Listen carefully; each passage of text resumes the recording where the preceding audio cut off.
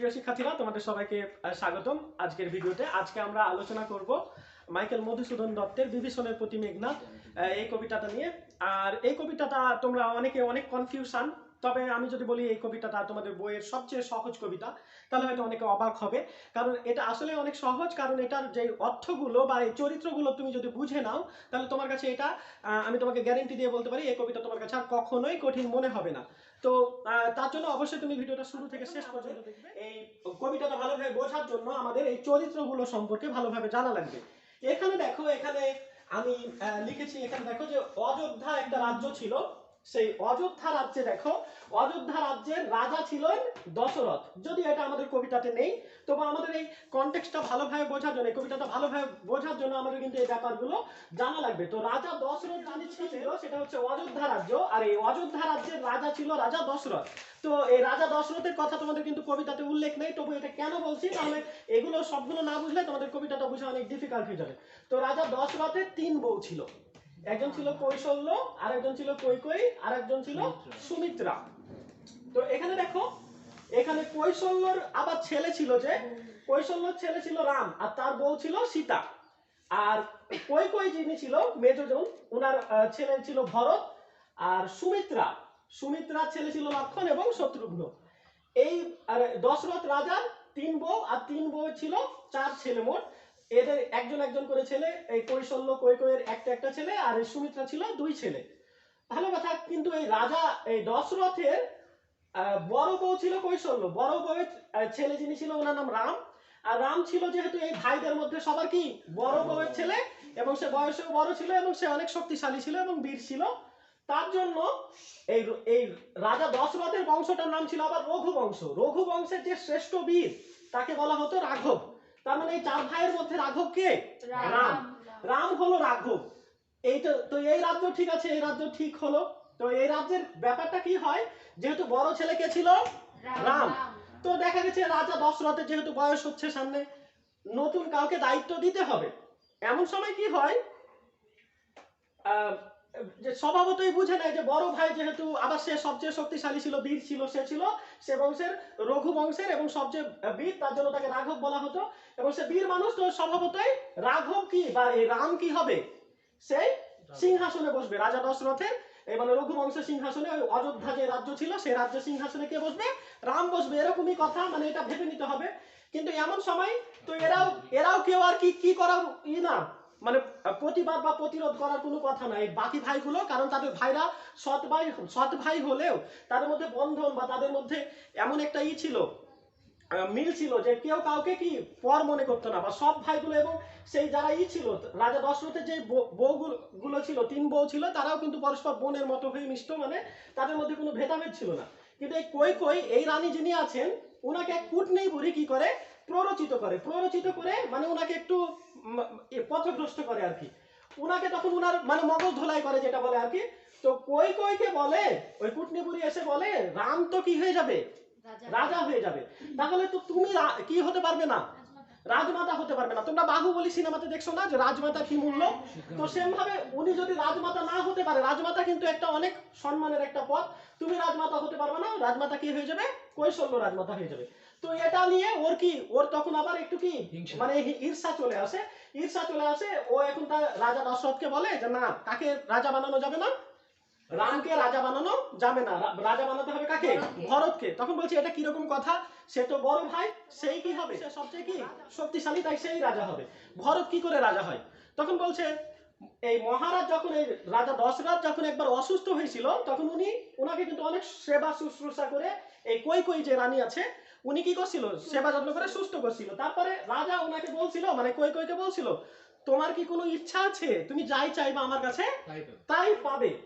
তো এরকম কৈকেয়ী তখন ওর কিছু ইচ্ছা ছিল না, যে আপনি তো আমাকে ভালোই রাখছেন, সুখে রাখছেন, আমার আর কিছু চাই না মহারাজ, এ বলে উনি কিছু নেয়নি। কিন্তু পরবর্তীতে এখন যখন এই যে কূটনীতির প্ররোচনায় পড়ে বলছে যে আপনি আমাকে কথা দিয়েছিলেন এক সময় যে আমি যা চাইবো তাই দেবো, এখন চেয়ে বসেছে কি, যে রামকে রাজা বানানো যাবে না, আমার ছেলেকে রাজা বানান, আমি হব কি রাজমাতা। এমন সময় রাজা তখন বললেন যে না, এ কখনোই হয় না, এটা নীতি বিরুদ্ধ হয়ে যায়। শ্রেষ্ঠ বীর, সবচেয়ে বড় এবং সবচেয়ে শক্তিশালী, সেই কি হবে? রাজা হবে। আবার বড় রানীর বা বড় কি আমার যে বউ আছে তার কি ছেলে। তো তো এটা কোনোভাবেই হয় না। তো এখন এমন সময় কই কই আরেকটা বুদ্ধি করে যে ঠিক আছে কোনোভাবে যেহেতু হয় না সেহেতু আপনি রামকে বনবাসে পাঠিয়ে দেন। রামকে কি করেন? বনবাসে পাঠিয়ে দেন। আলটিমেটলি রাম যদি বনে চলে যায়, রাম যদি বনে চলে যায়, তাহলে এখন আর বড় কে থাকে? ভরত থাকে। তাহলে তো ভরতের রাজা হতে আর কোনো অসুবিধা থাকে না এবং কই কই কি হয়ে যায়? রাজমাতা হয়ে যায়। তো ভরত হবে কি?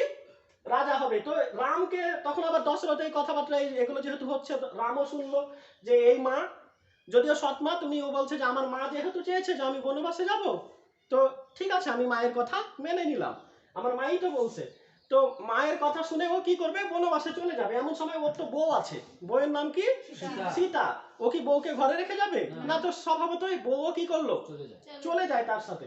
তো এই রামের তো আরো তিনটা ভাই ছিল, ভরত, লক্ষণ, শত্রুঘ্ন। এই সুমিত্রার ছেলে যিনি লক্ষণ, লক্ষণ আবার রামের খুব সাথে সাথে থাকতো আর রামকে খুব পছন্দ করতো। তো সে যখন চলে যাবে তো সে খুব কান্নাকাটি শুরু করছে যে না, দাদাকে ছেড়ে আমিও কি আমি এখানে থাকতে পারবো না, দাদার সাথে আমিও কি করব? চলে যাব। তখন বলছে না, বনবাসটা আমার, তুমি কেন যাবে? কিন্তু সে নাচরবান না, যে না, দাদা যেখানে নাই সেখানে আমিও নাই, আমিও দাদা বৌদির সাথে যাব। তো ঠিক আছে, তখন কি করে? এই যে লক্ষণ এবং রাম এবং সাথে কে যায়? রামের বউ সীতা, ওরা কোথায় চলে যায়? বনবাসে চলে যায়। তাহলে থাকলো কে কে এখন? ভরত থাকলো, শত্রুঘ্ন থাকলো, এরকম একটা ব্যাপার হয়। তো ওরা একটা বনে বাস করতে থাকে। কারা বনে বাস করতে থাকে? রামের একটা বনে বাস করতে থাকে, বনে খায় দায়, এরকম তো চলতে থাকে তাদের আর কি। এমন সময় কি হয়, এখানে ওরা যে বনে বাস করতো ওর মাঝে মনে করে একটা কি আছে, এদের সমুদ্র আছে, মনে করে একটা সমুদ্র আছে, বিশাল সমুদ্র বা একটা সাগর আছে। হ্যাঁ, তো সেই সাগরের এক পাশে যেই বনটা, সেই বনে তারা থাকে। অপর পাশে আছে লঙ্কাপুরী বা কনক রাজ্য। কনক মানে বুঝছো? স্বর্ণ। ওখানে অনেক স্বর্ণ, বা ওটা হচ্ছে রাক্ষস রাজ্য। রাক্ষস রাজ্যের আবার যেই একজন আছে, উনি হচ্ছে নিকষাসতী। কি আছে ওনার নাম? নিকষাসতী। উনি খুব সতী মানুষ, মানে ওনার কোনো পাপ কর্ম নেই। তো নিকষাসতীর আবার 4 সন্তান। কয় সন্তান? 4 সন্তান, এক কন্যা, 3 পুত্র। তাহলে দেখো, কন্যার নাম ছিল সুপর্ণখা, আর ছেলের নাম ছিল রাবণ, কুম্ভকর্ণ, আর একটা কি ছিল? বিভীষণ। রাবণ ছিল সব বড় ছেলে, আরেকটা ছিল কুম্ভকর্ণ, আরেকটা ছিল বিভীষণ। রাবণ ছিল ওই রাক্ষস রাজা। ওই রাক্ষসদের এই যে কনক রাজ্য বা লঙ্কাপুরী ছিল, সেই রাজ্যের রাজা কে ছিল? এই রাবণ। রাবণ রাজা ছিল, ভালো কথা। রাবণ আর তার 2 ভাই কি ছিল? একটা কুম্ভকর্ণ আর একটা বিভীষণ। কুম্ভকর্ণ মনে করো একটা, ও এতই বিশাল বা বড় ছিল, মনে করো একটা বিশাল জায়গায় কি করছে? যুদ্ধ লাগছে, একটা বিশাল যুদ্ধের ময়দানে যুদ্ধ লাগছে। ও কি করতো? যে এটা একটা ফু দিত, বাইরে করে হাত দিয়ে কি করতো? সরাই দিত। যে যা, এটা আমরা যেমন ক্যারাম বোর্ড খেলি না, ক্যারাম বোর্ড খেলার সময় আমরা এভাবে করে কি সবগুলো ছড়াই দিতে পারবো না? বা লুডো খেলি, তখন ওই লুডোর গুটিগুলো মনে করে এভাবে ছড়াই দিলাম, আর কি লুডোর খেলা হবে? সেম ভাবে উনি যুদ্ধ হচ্ছিল, যুদ্ধের সময় যে এটা উনি কি করে? শুধু হাতটা দিয়ে এরকম করে। ও এত বিশাল, মানে ওর সাইজ ছিল। হ্যাঁ, মনে করো যে আমরা কি করবো, এই যে কলম দেখছো না, এই কলমগুলো হচ্ছে মনে করো 2টা মানুষ বা একটা মানুষ, এগুলো। আর আমি হচ্ছে কি? কুম্ভকর্ণ। তো কুম্ভকর্ণ এত বিশাল ছিল, আর কুম্ভকর্ণ খুব ঘুমাতো। সে 6 মাস ঘুমাতো, 6 মাস জেগে থাকতো, এরকম একটা ব্যাপার, বা এই টাইপের আর কি। অনেকও ঘুমাতে আর কি পছন্দ করতো। হ্যাঁ, তাহলে রাবণ ছিল, আরেক ভাই কি ছিল? কুম্ভকর্ণ। আর আরেক ভাই ছিল বিভীষণ। বিভীষণ ছিল খুব নীতিবান মানুষ এবং সবচেয়ে জ্ঞানী ওই রাজ্যের সবচেয়ে নীতিবান এবং জ্ঞানী মানুষকে বিভীষণ ছিল। এবং রাবণ কি ছিল? রাবণ ছিল রাজা। আর আরেকটা ভাই কি? কুম্ভকর্ণ। সে ঘুমায় 6 মাস জেগে থাকে, তার অনেক ঘুম আর কি। সে বিশাল দেহের অধিকারী। হ্যাঁ, সে অনেক বিশাল। আর বোন কি ছিল? সুপর্ণখা। তো এই ব্যাপারটা যখন ইনারা বনে গেছিল, কারা বনে গেছিল? এই রাবণটা যখন বনে গেছিল, তখন সুপর্ণখা হচ্ছে যুবতী। হ্যাঁ, যুবতী মানে কেবল তার মনে লাড্ডু ফুটা শুরু করছে। হ্যাঁ, এরকম একটা অবস্থা, মানে ও যুবতী ছিল। তো যুবক যুবতীরা দেখো না যে একটু কি, যারা যুবতী আছে যারা ছেলেদের প্রতি আকৃষ্ট হয়, যারা ছেলেরা আছে তারা আবার মেয়েদের প্রতি আকৃষ্ট হয়, এটা ন্যাচারাল, এটা হতেই হবে। তো এই সুপর্ণখা কি করতো? ও যেহেতু যুবতী মানুষ, সে এপাশ ওপাশ কি করতো? ঘুরে বেড়াতো। এই যে মাঝে তো সমুদ্র ছিল বা সাগর ছিল, সে সাগরের এপারে আসতো, ওপারে যেত, বিভিন্ন জায়গায় ঘুরে বেড়াতো। যেহেতু রাক্ষস রাজার কি বোন, রাক্ষস রাজার ও হচ্ছে বোন, এটা সুপর্ণখা হচ্ছে কি ওই রাবণের বোন। তো সে দাপট দেখায়, ভাইয়ের দাপট দেখে এই জায়গায় ওই জায়গায় ঘুরে বেড়াতো। একবার ঘুরতে ঘুরতে আস্তে আস্তে ও কিসে আসে? এই যে এদের বনবাসে যেখানে ছিল, সেই বনে আসে। কে বনে আসে? সুপর্ণখা বনে আসে। বনে এসে ওই যে সীতার যে বর ছিল, কে? রাম। রামকে দেখে তার খুব ভালো লাগে। ওরে বাবা, এত সুন্দর, আর তার বডি টডি দেখে খুব ভালো লাগে ওকে। হ্যাঁ, তো যাই হোক, সে তার আর কি তার মনের কথা তাকে খুলে বলে যে আমার তোমাকে ভালো লাগছে, মানে হ্যাঁ তোমার সাথে আমার একটা সম্পর্ক করতে হবে। তখন বলছে না, ঘরে আমার সতী বউ আছে, আমার বউ সীতা আছে, আমি ওকে রেখে তোমার সাথে কি সম্পর্কে জড়াতে পারবো না। এবেলা সে প্রত্যাখ্যান করছে, কিন্তু সে বারবার আসে, বারবারই কি করে, রাম প্রত্যাখ্যান করে এরকম। কিন্তু সে হচ্ছে যে পিছপা হয় না কখনো, মানে ছাড়ে না, বলে না বাংলা কথায় কি বলে, ছেঁচড়া। হ্যাঁ এরকম। যাই হোক, তো সে কি ছাড়ে না, সে তার ওই ছাড়ে না আর কি, রামের পেছনে ছাড়ে না। এরকম রামের পেছনে আস্তে আস্তে রাম সীতা কে থাকে, লক্ষণ থাকে। তো রামের পিছে আস্তে আস্তে একসময় ওর ভাইকেও দেখছে, ওর ভাইকে দেখে আবার ওর আরো ভালো লাগে, ওরে বাবা এটা আরো সুন্দর। মানে যাই হোক, ও একটু কি হয়েছিল, ওর একটু বয়স ছিল, বলছি হ্যাঁ ও তো বিয়ের শাদী হয়েছে, লক্ষণের তো কোনো ঝামেলা নাই, আমি লক্ষণের কাছে যাই। পরে ও লক্ষণের কাছে গেছে, কে গেছে, হ্যাঁ আচ্ছা শূর্পণখা গেছে। হ্যাঁ শূর্পণখা গেছে, শূর্পণখা যাওয়ার পরে লক্ষণ বলছে না এ হবে না, তুমি হচ্ছে রাক্ষসদের, আমি হচ্ছে হয় না, হ্যাঁ আমি হচ্ছে মানুষ, হয় না। হ্যাঁ তখন ও প্রত্যাখ্যান করছে, তখন এই দেখা ও খুব মানে ঝামেলা করছে, মানে খুব রাগ হয়েছে, কে শূর্পণখা রাগ হয়েছে। এই ঘটনা আবার কে দেখছে, রাম দেখছে। রাম দেখার পর বলছে ওরে বাবা তুমি আমার পেছনে, তুমি আমার ভাইয়েরও পেছনে। ও তখন আরেকটু রাগ হয়েছে, রাগ হয়ে কি করছে, শূর্পণখার নাকটা কেটে ফেলছে। হ্যাঁ নাক কেটে ফেলছে, তো ও আবার কাটতে কাটতে কোথায় গেছে, বাড়ি গেছে। বাড়ি গেছে, বাড়ি যে রাবণকে বলছে দাদা দাদা, বলছে কি হয়েছে তোর, এই অবস্থা কে করছে। তখন রাবণের কাছে কে গেছে, শূর্পণখা গেছে, নাক কাটা নাক নিয়ে। তখন রাবণ বলছে তোর এই অবস্থা কে করছে, তারপরে বলছে কি লক্ষণ করেছে আমার এই অবস্থা। লক্ষণ না, রাম করছে। হ্যাঁ তো রাম করছে, এই কাজ করছে। তখন তারপরে কি হয়, রাম যেহেতু করছে সে তখন অনেক রাগ হয়, যে না কি করব, আমি তাহলে ওদেরকেও ধ্বংস করে দেবো, আমার বোনকে, আমার বোন আর তাকে এরকম করছে। সাথে কিন্তু ছিল কে, বিভীষণ ছিল। ওই যখন বিচারটা দিল, শূর্পণখা কাকে রাবণের কাছে বিচার দিল, তখন সাথে বিভীষণ ছিল। বিভীষণ তো জ্ঞানী মানুষ ছিল, ও ন্যায় নীতির কথা বলতো। ও বলতো দাদা আগে প্রকৃত ঘটনাটা জানো, তারপর বিচার করো, আমার বোনেরও তো কি হতে পারে, দোষ হতে পারে, আমরা মিছামিছি কেন, না জেনে কেন, এক পক্ষ শুনে কেন ই করবো। কিন্তু এই রাবণ কি করলো না, রাক্ষস রাজা যে রাবণ, সে কথা শুনলো না। সে যে, এখানে আরো অনেক বড় ঘটনা আছে, আমি সম্পূর্ণ বলবো না। সে যে কি করলো, সীতাকে অপহরণ করে নিয়ে আসলো, সীতাকে, রামের বউকে অপহরণ করে নিয়ে আসলো। রামের বউকে সে অপহরণ করে নিয়ে আসলো। কে অপহরণ করে নিয়ে আসলো, রাবণ অপহরণ করে নিয়ে আসলো। কোথায় নিয়ে আসলো, ওই যে লঙ্কাপুরীতে নিয়ে আসলো। তো তারপরে যখন এসে দেখলো রাম এবং লক্ষণ দেখলো যে না, রাম দেখলো যে বউ নাই, লক্ষণ দেখলো ভাবি নাই, বৌদি নাই, তাই তো। তারপরে পরে জানতে পারলো যে কে নিছে, রাবণ নিছে। তারপরে রাম রাবণের যুদ্ধ শুরু হয়ে গেল। তো যুদ্ধের পুরো ঘটনাটুকু তো এখানে তোমাদের গল্পে নেই। যুদ্ধের পুরো ঘটনার মধ্যে কি হয়, এই রাবণের কি হয়, দুইটা ছেলে থাকে। এক ছেলে হচ্ছে বড় ছেলে বীরবাহু, আর ছোট ছেলে হচ্ছে মেঘনাদ। বীরবাহু হচ্ছে সেনাপতি ছিল, তার কিসের, রাজ্যের সেনাপতি ছিল। তো বীরবাহু মারা যাওয়ার পর স্বভাবতই কে সেনাপতি হয়ে যাবে, মেঘনাদ হয়ে যাবে। এবং সে তখন কি করে, মেঘনাদ যেহেতু সেনাপতি হবে, তো মেঘনাদ সেনাপতি হওয়ার পরে মেঘনাদ হচ্ছে, সে যখন একটা যুদ্ধে যাবে, যুদ্ধে যাওয়ার পূর্বে সে একটা মন্দিরে, তার মন্দির ছিল, কার মন্দির, মেঘনাদের মন্দির। মেঘনাদের মন্দিরের নাম ছিল নিকুম্ভিলা যজ্ঞাকার। কি নাম ছিল, নিকুম্ভিলা যজ্ঞাকার। ওই যজ্ঞাকারে ও পুজো করছিল বা আরাধনা করছিল। এমন সময় পেছনে এসে দেখে কি লক্ষণ চলে আসছে। তো লক্ষণ চলে আসছে, আর এত প্রহরীর মধ্যে, ওদের রাজ্য আর ওদের রাজ্য কি এক, এত প্রহরীর মধ্যে, এত সিকিউরিটির মধ্যে একটা ও কি করে চলে আসলো, আর ও চিনলোই বা কি করে। তখন ও আরেকটু পেছনে ফিরে দেখলো যে পেছনে তাঁত আছে। তাঁত মানে কি, চাচা আছে। চাচা কে আছে, তার চাচাকে, এই যে এরা তো ভাই, আর এই কি বিভীষণের ভাইয়ের ছেলে হচ্ছে কে, মেঘনাদ। তাহলে হচ্ছে ভাইয়ের বিটা নাকি, তাহলে কি বিভীষণ হচ্ছে কি ভাইয়ের ভাতিজা আর কি, নাকি নাকি বলে, ভাতিজা বলে না, আচ্ছা ভাতিজা বা কি বলে, ভাইয়ের বেটা আর কি, যাই বলে।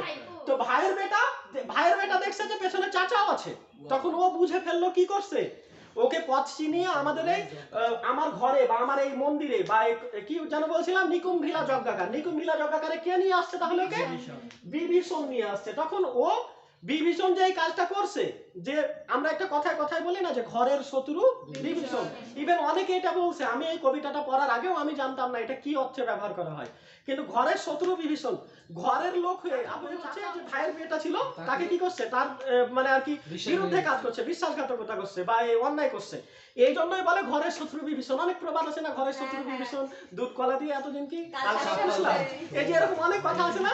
তো যাই হোক, এরকম হচ্ছে এই ঘরের শত্রু, তার জন্য কিন্তু বিভীষণকে বলা হয় ঘরের শত্রু। কেউ কিছু উল্টাপাল্টা করলে, নিজ হয়ে যদি কিছু অন্যায় করে, তাহলে আমরা বলি ঘরের শত্রু বিভীষণ। আচ্ছা যাই হোক, বাদ দিলাম এই কথা। তো যাই হোক, মেঘনাদ তারপর চাচাকে দেখে তার যে ক্ষোভগুলো বা তার যে কষ্টের কথাগুলো, যে চাচা তুমি এই কাজ কেন করলা, এগুলো যে তারা যে তাদের যে কথাগুলো হয়, কথাবার্তাগুলো হয় চাচা এবং কার মধ্যে, ওই চাচা এবং ওই ভাইয়ের বেটার মধ্যে, মানে মেঘনাথের মধ্যে যে কথাগুলো হয়, সেগুলোই হচ্ছে তোমাদের বিভীষণের প্রতি মেঘনাথ এই কবিতাটাতে লেখা হয়েছে, তাদের শুধু কথাগুলো। এখানে একটা মহা যে কাব্য, এটা মেঘনাথ বধ কাব্যটা একটা মহাকাব্য, হ্যাঁ, কিন্তু মহাকাব্যে তোমাদের কয়টা থাকে, 9টা স্বর্গের মধ্যে এটা 6ষ্ঠ স্বর্গ থেকে নেওয়া হয়েছে, মানে এটা পুরো ঘটনাটুকু তোমাদের কি এই কবিতাতে নেই, কিন্তু তোমাদের তবু ঘটনাটুকু একটু জানা ছিল না, তো আলটিমেটলি তোমরা কবিতাটা কিছুই বুঝতে না। তো এখন আমরা এই এখানে যে চরিত্রগুলো আছে, সেই চরিত্রগুলোর আবার একাধিক নাম বা একাধিক বিশেষণ দেওয়া হয়েছে, সেগুলো আমরা দেখব। এখানে দেখো, লক্ষণকে কিন্তু রামানুজ বলা হয়, রামানুজ মানে রামের অনুজ, আবার লক্ষণ রামের অনুজ মানে রামের ছোট ভাই। তস্কর বলা হয় মানে ও চোরের মতো করে কি করছিল, ওর ইসে আসছিল, নিকুম্ভিলা যজ্ঞাকারে গেছিল। আর চন্ডাল হচ্ছে একটু নিচু বংশের, আমরা বলি কথা চারাল এগুলো বলি। তো চন্ডাল হচ্ছে এরকম, ওকে একটু মানে তুচ্ছ তাচ্ছিল্য করে মেঘনাথ বলে। বনবাসী মানে বনে থাকতো, তার জন্য বনবাসী বলছিল। দম্ভী মানে ও খুব দম্ভ করে আসছিল। এবং দুরাচার দত্ত, সুমিত্রী কেন বলা হয় দেখো, এখানে হচ্ছে সুমিত্রার ছেলে হচ্ছে লক্ষণ, তার জন্য ওর নাম হবে সুমিত্রী। সেম ভাবে রাবণের ছেলেকে মেঘনাথ এবং বীরবাহু, তো মেঘনাথ কি হবে, রাবণী। সুমিত্রার ছেলে সুমিত্রী তাহলে কে, সুমিত্রার ছেলে সুমিত্রী হচ্ছে লক্ষণ। আর রাবণের ছেলে হচ্ছে মেঘনাথ, তার জন্য রাবণে দেখো এখানে বাবা রাবণী, এই যে রাবণী। আর এই যে সুমিত্রার ছেলেকে লক্ষণ, তার জন্য সুমিত্রী। মানে যেটা বাবা বা মা হোক, তার সাথে কি ওই যে রস্বইকার দীর্ঘইকার দিয়ে কি করা হয়, ছেলের নামও তার হয়, তাই না। আচ্ছা এখানে দেখো কুমতি মানে যার মতি গতি খারাপ। আচ্ছা এগুলো হচ্ছে আবার রাবণের, দেখো রাবণ তো ছিল কি রাক্ষসদের রাজা, রাক্ষসদের শ্রেষ্ঠ ছিল সে। আর রামকে এই তোমাদের গল্পে বলা হয়েছে অধম বলা হয়েছে এবং রাঘব বলা হয়েছে। রাঘব হচ্ছে রঘু বংশের শ্রেষ্ঠ বীর, তার জন্য রাঘব, এবং তাকে অধম এক জায়গায় বলে, কে বলে অধম, মেঘনাথ বলে। বাসব বিজয়, বাসব হচ্ছে দেবরাজ ইন্দ্র আছে না, ইন্দ্রের আরেকটা নাম বাসব, তাহলে ওকে বাসব বিজয়ী বা ইন্দ্রজিৎ বলা হয়। কি বলা হয়, ইন্দ্রজিৎ বা বাসব বিজয়ী। হ্যাঁ, বাসব আরেকটা কার নাম, ইন্দ্রের নাম। তো ইন্দ্রকে যেহেতু এই মেঘনাথ হারিয়ে দিয়েছিল, তার জন্য ইন্দ্র ওকে কি করতো, একটু ভয় থাকতো, তার জন্য ইন্দ্রের ত্রাস, মানে ওকে বলা হয় বাসব ত্রাস। বাসব আরেকটা কার নাম, দেবরাজ ইন্দ্রের নাম। দেবরাজ ইন্দ্রের নাম কি, বাসব। আর বাসব ত্রাস হচ্ছে মেঘনাথের নাম। আচ্ছা এখানে বলছে দাস, ও নিজেকে দাস হিসেবে উপস্থাপন করে কার সামনে, চাচার সামনে। পরাক্রম দাস এটাও বলে, রাবণী যে বললাম রাবণের পুত্র, তাই। আর রাবণ আত্মজ, আর তোমরা সমার্থক শব্দ পড়ছো না, আত্মজ, সুতা, পুত্র, দুহিতা কন্যাতে পড়ছো না। আচ্ছা যে এখানে দেখো, তাহলে যে আত্মজ হচ্ছে কি, রাবণ আত্মজ মানে রাবণের পুত্র। আর বীরেন্দ্র বলি, সে খুব বীর ছিল। রক্ষমণিটা অ্যাকচুয়ালি তাকে বলা হয় না, রক্ষমণি বলা হয় বিভীষণকে। বিভীষণের নাম হয় রক্ষমণি, রক্ষরথী মানে রাক্ষসদের রথী, মহাবীর এরকম। আর রক্ষবর রাক্ষসদের মানে রক্ষা করে, এরকম একটা রক্ষবর। প্রভু বলা হয় বিধাতা বলা হয় ধর্মপথগামী। সে ধর্মের বিপক্ষে চলে গেছে, মানে স্বজাতিকে ভুলে কাকে, অন্যরাকে কি করেছে, সে সাহায্য করেছে, তার জন্য তাকে ধর্মপথগামী। এর রক্ষমণি কিন্তু বিভীষণেরই আর একটা নাম। হ্যাঁ, কুম্ভকর্ণকে বলা হয় শুলি শম্ভু নিভো। শুলি শম্ভু শিবের নাম। শিবের এই হাতে কি থাকে, ত্রিশূল থাকে না, ত্রিশূল থাকে তার হাতে, সে হচ্ছে শুলি শম্ভু নিভ। কুম্ভকর্ণকে বলা হয় কেন, কারণ সে ছিল মহাদেব বা শুলপানি মহাদেবের মতো কি ছিল, শক্তিশালী ছিল। আর নিকোষা যিনি যে ইনাদের মা, মানে বিভীষণ, কুম্ভকর্ণ, রাবণ, শকুনাখা ওনাদের মা, যেটা ওনাকে বলা হয় কি নিকোষা সতী। তো প্রিয় শিক্ষার্থীরা, আশা করি তোমরা এই ক্যারেক্টারগুলো এবং কাকে কোন নামে মানে সম্বোধন করা হয়েছে, এটা আশা করি তোমরা বুঝতে পেরেছো। আর পরবর্তী ভিডিওতে আমরা তোমাদেরকে দেখাবো, আমরা এই কবিতাটা পড়ে দেখাবো। তো এই ভিডিওটা তোমাদের জানা অবশ্যই জরুরি ছিল, কারণ এই ভিডিওটা না দেখলে তোমরা হচ্ছে ওই কবিতার কিছুই বুঝবে না। তো তো আশা করি তোমরা এই চরিত্রগুলো এবং মানে আর কাকে কোন নামে সম্বোধন করা হয়েছে সেটা তোমরা ভালোভাবে বুঝতে পেরেছো। তো তোমরা অবশ্যই পরবর্তী ভিডিওটা অবশ্যই দেখবে, আর পরবর্তী ভিডিওটা এটা ভালোভাবে বুঝে থাকলে ওটা তোমাদের কাছে কোনো ব্যাপারই হবে না। তো দেখা হচ্ছে তোমাদের সাথে পরবর্তী ভিডিওতে, ততক্ষণ পর্যন্ত ভালো থাকবে, সুস্থ থাকবে, আল্লাহ হাফেজ।